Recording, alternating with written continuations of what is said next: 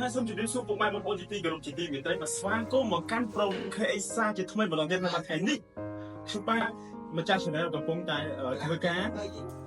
បាទជួយរៀបចំអីវ៉ាន់នៅក្នុងកាឡៃសិរីភូមិសាស្ត្រសូមកាឡៃភូមិបាលស្រុកសាមគ្គីនេះចេះបាទគឺ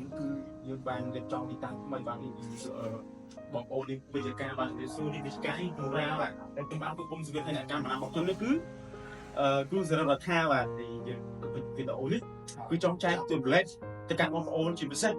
fan និង family subscriber របស់ខ្ញុំបាទគឺ10បាទ10ថាសកម្មភាពការងាររបស់ខ្ញុំរាល់ថ្ងៃអីគេហើយតាណាបណ្ណាអីចឹងបាទឥឡូវនេះគឺសកម្មភាពមួយគាត់ពីថ្ងៃសៅរ៍បាទថ្ងៃសៅរ៍ទី20ជាង20ជាងបាទ20ជាងខែមេសាយើងបាទ2025នេះគឺថាមានសកម្មភាពមួយទៀតគឺបានធ្វើការផ្លាស់ប្ដូរទីកន្លែងនេះវីដេអូដែលខ្ញុំទីទៀតនឹងបង្ហាញវីដេអូខ្លីៗពាក់ព័ន្ធជាមួយនឹងការដឹកអីវ៉ាន់ដឹកអីហ្នឹងបាទមើលនៅក្នុងវីដេអូដល់ទៅបាទសូមអរគុណ